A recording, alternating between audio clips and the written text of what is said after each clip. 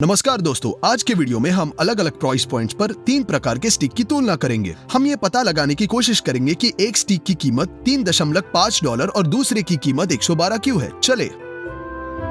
आप में से कई लोग गांव गए ही होंगे और गाय बैलों को खेतों में घास चरते हुए देखा ही होगा।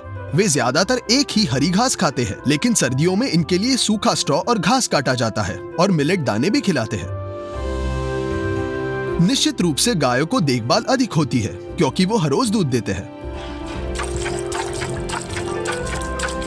अगर एक बैल पैदा होता है तो उसे उठाकर उसके मांस के लिए सौंप दिया जाता है। रशिया में बाजारों और दुकानों में ऐसे मांस खरीदे जाते हैं। ये होता है साधारण गोश्त। सभी मांस के भागों में केवल एक ही स्टेक के लिए उपयुक्त होता है। यह है टेंडरलाइन। इसकी कीमत है पूरे $11 प्रति किलोग्राम।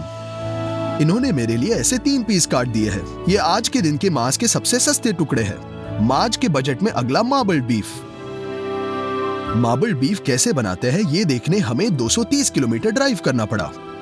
निप्रोपेट्रोस क्षेत्र के गांव में एक छोटे से खेत में आए हैं।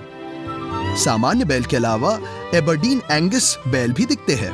वे पूरी तरह से काले हैं, पर एक भूरा भी है। अब खेत पर 1 साल पुराने स्टेयर्स भी है, इसलिए वे इतने बड़े नहीं हैं। सुबह में एक ट्रैक्टर स्टीयर के साथ कोरल से गुजरता है, जिसके ट्रेलर में कुचले गेहूं, जौ, मक्का, चौकर, नमक और चाक का एक विशेष मिश्रण होता है। यहाँ इस तरह की एक संतुलित फीड होती है। जब ट्रैक्टर धीरे धीरे चलता है, वर्कर्स बाल्टी में फीड इकट्ठा करते हैं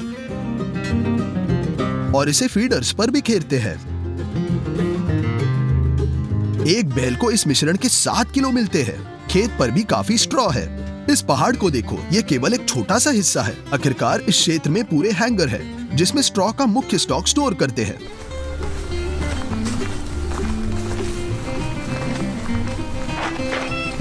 पूरे दिन ट्रैक्टर नया भूसा लाता है और ये सब फीडरों में रखा जाता है।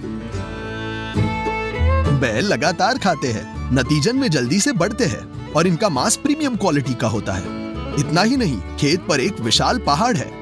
पहले हमें लगा है किसी तरह का कचरा है, लेकिन नहीं, ये साइलेज है। कुचला हुआ मक्का सबसे ऊपर है, जो एक विशाल गड्ढे में रखा गया है। विशेष उपकरणों की मदद से ये सब इतनी कसकर पैक करते हैं कि अंदर ऑक्सीजन नहीं पहुंचता। इसी वजह से फर्मेंट्स और साइलेज प्राप्त किया जाता है। हरे घास के मौसम के बाद एक जेसीबी द्वारा साइलेज एकत्रित करते हैं। इसके कारण की फर्मेंटेशन अंदर होती है। साइलेज में बहुत अधिक तापमान होता है। इसे ट्रैक्टर ट्रेलर में लोड किया जाता है। वे स्ट्रॉ की गांठ लेकर उन्हें इस तरह की एक विशेष मशीन की मदद से पीसते हैं और इस तरह की बारीक कटा हुआ स्ट्रॉ ट्रेलर में साइलो के साथ मिलाते हैं। विशेष तंत्र से फीडरों पर ये सब बिखेरते हैं। इस प्रोसेस से मांस फैट की छोटी नसों के साथ प्राप्त किया जाता है, इसीलिए ये मार्बल कहते हैं। इस तरह के मांस को हमेशा की तरह बाजार में बेचने के लिए नहीं बेचते। सबसे पहले इसे विशेष सॉलिड चेम्बर्स में रखा जाता है। यहाँ नमक इन लाइटेड ईंटों में है। ऐसा इसलिए करते हैं ताकि मांस से अतिरिक्त नमी निकले। मात्रा में कमी जरूर होती है, लेकिन मांस का स्वाद बढ़ाया जाता है। हमें 21 दिन एजेड टुकड़े से एक स्टेक का पीस काट दिया जाता है। इसकी कीमत है $18.5 प्रति किलोग्राम। अंतिम प्रकार का स्टेक वाग्यू है, दुनिया में सबसे महंगे प्रकार का मांस। गोबी गाय की ये किस्में जापान में उगाई जाती है। ये बहुत महंगी है और उनकी देखभाल शाही तरीके से करते हैं। जापान में चरागाहों के लिए कोई जगह नहीं है क्योंकि पूरे ओपन एरिया में चावल की ही खेती है। इसलिए जानवरों को स्टॉल्स में रखा जाता है। वे ज्यादा हलचल नहीं करते और मांसपेशियों को रक्त का सप्लाई घट जाता है। नतीजन बैलों की भूख खराब होती है। ये लोग बैल के डाइट में थोड़ा बियर भी जोड़ते हैं और ताकि उन्हें दौरे न हो, उन्हें मालिश किया जाता है। उन्हें पहले हरा घास और आखिर 10 महीनों में अनाज खिलाया जाता है। प्रत्येक वाग्यू बैल को एक विशेष रजिस्टर में लिस्ट किया जाता है। वैसे बढ़ते मांस के डिमांड की वजह से जापानी लोग बहुत गंभीर हो रहे हैं, इसलिए वाग्यू स्टीक्स दुनिया में सबसे महंगे हैं। आप उन्हें सुपरमार्केट में नहीं खरीद सकते। मुझे इसे ऑर्डर करना पड़ा। हमें ऐसा बॉक्स मिला। इसे खोलते हैं और हम 2 वाग्यू स्टीक देखते हैं। इन स्टेक्स की कीमत $330 प्रति किलोग्राम है। इस क्वालिटी मांस को कच्चा भी खाया जाता है। देखो, ये बिल्कुल संगमरमर जैसे है। अब हम सभी स्टेक को एक दूसरे के बगल में रखते हैं। देख सकते हैं कौन सा अधिक महंगा और कौन सा सस्ता। चलो इन्हें पकाकर इनकी तुलना करते हैं। लेकिन पहले साइड डिश। इसके लिए हमें leak, button mushroom, baby corn, गाजर और छोटे शिमला मिर्च चाहिए।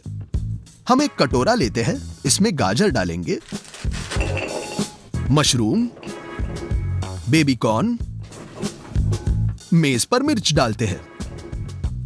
पूंछ को हटाकर आधे में काटकर हम बीज निकाल देंगे। एक कटोरे में रख देंगे। लीक पर हम जड़ हटाते हैं, हर हिस्से को काटते हैं। एक बड़ा कट और बड़े टुकड़ों में काटेंगे।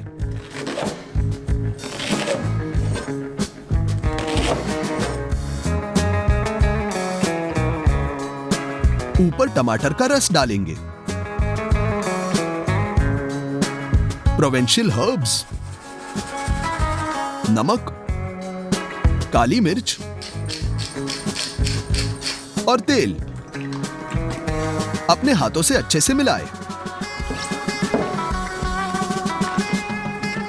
इसे बेकिंग शीट पर बिछाएंगे, लेवल करेंगे और ओवन में डाल दें 200 डिग्री 20 मिनट तक। ये रही हमारी साइड डिश। अब हम स्टेक को पकाएंगे। ग्रिल को मैक्सिमम हीट पर गरम करें। हमारे सबसे साधारण बीफ स्टेक लेते हैं, दरदरे सी सॉल्ट के साथ छिड़केंगे, काली मिर्च। अब इन्हें पलट देते हैं। दूसरी तरफ भी वही करेंगे। मांस पर ग्रिल स्ट्रिप्स देखने के लिए हम ऑलिव ऑयल के साथ स्टेक चिकना करेंगे। इसे गर्म ग्रिल पर रख देंगे। अब हम बस 2 मिनट 40 सेकंड प्रतीक्षा करके इसे दूसरी तरफ घुमाते हैं।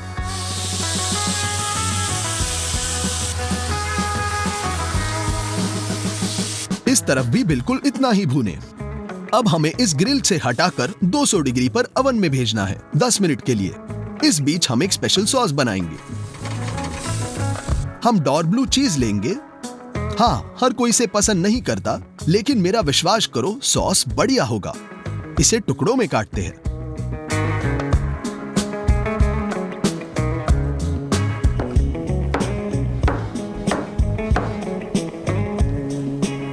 स्टव पर सॉस पैन रखेंगे। 20% फैट क्रीम लेंगे। इसे खोलते हैं, सॉस पैन में डाल देंगे।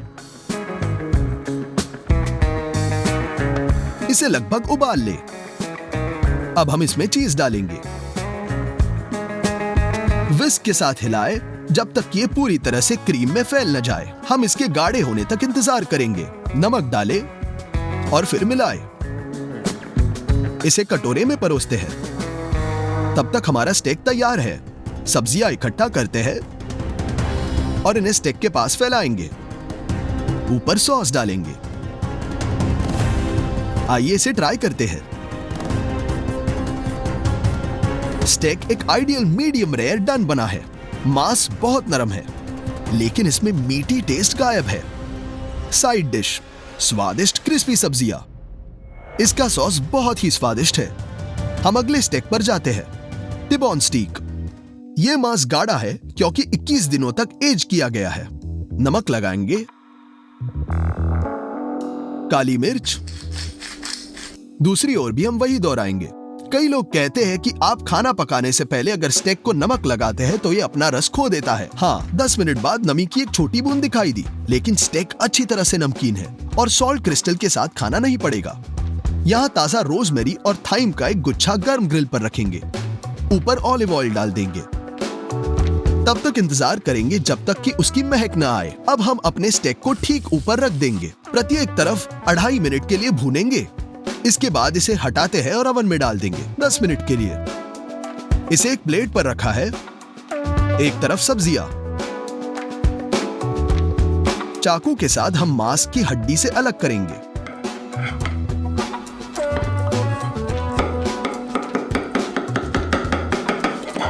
हम इसे हटा देते हैं। स्टेक के 2 टुकड़े को छोटे में काटेंगे।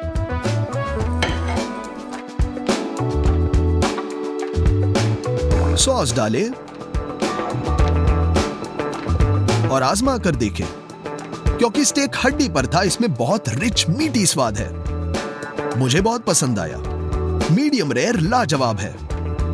ऑपरेटर और मैं सिर्फ 1 मिनट स्टेक को देख ही रहे थे, एकदम पैसा वसूल। अंत में सबसे महंगा वाग्यू बीफ। हम एक पूरा स्टेक और दूसरा टुकड़ों में पकाएंगे, जैसे कि जापान में होता है। स्क्वायर बनाने के लिए स्टेक को किनारे से काटे। बिल्कुल संगमरमर की तरह है, मुलायम है। हम इसे एक तरफ नमक लगाएंगे, काली मिर्च और गरम ग्रिल पर भेज देंगे। यहां तेल की जरूरत नहीं है, स्टेक से फैट निकलता है और इसी में ही पकता है। 2 मिनट के लिए एक तरफ भूनेंगे, दूसरी ओर भी 2 मिनट पकाएंगे। स्टेक को 3 टुकड़ों में काटते हैं, भूनते रहेंगे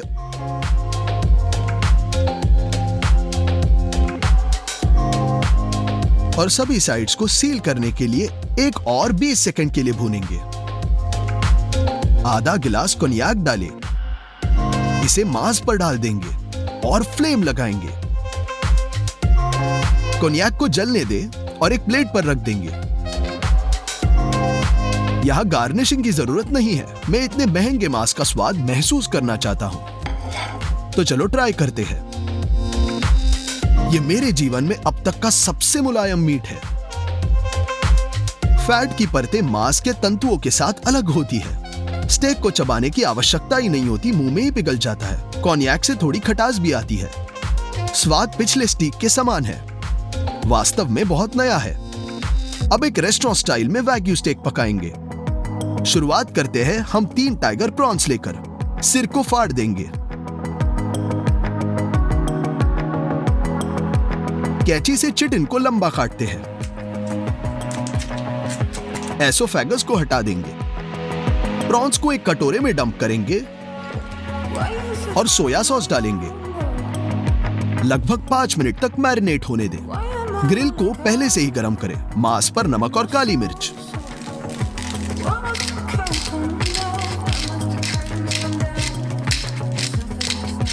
हम ग्रिल के फ्लैट हिस्से पर प्रॉन्स फैलाते हैं और स्टेक।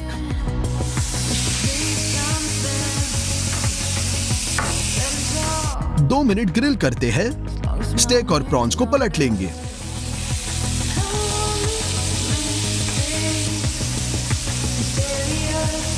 हम स्टेक के ऊपर ही प्रॉन्स रख देंगे, कोनियाक डालेंगे और इसे फिर से फ्लेम करेंगे।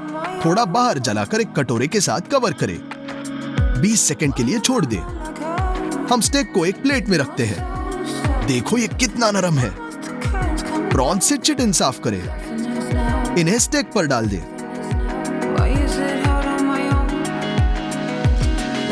ऊपर से हमारा डॉर्क ब्लू सॉस डालेंगे। रोजमेरी की टहनी से गार्निश करते हैं। स्टेक पे रखें। अब बर्नर को जलाकर रोजमेरी को जलाएं।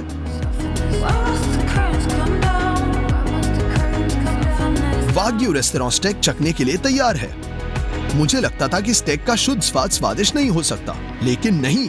प्रॉन्स, स्टेक और सॉस का कॉम्बो एकदम सही है। स्टेक एक नई तरीके से जायका देता है। यह सिर्फ अमेजिंग नहीं, कितना नरम और स्वादिष्ट भी है। सामान्य तौर पर अगर इस तरह का वाग्यू स्टेक आपके हाथ लगे तो निश्चित रूप से रेसिपी पकाएं।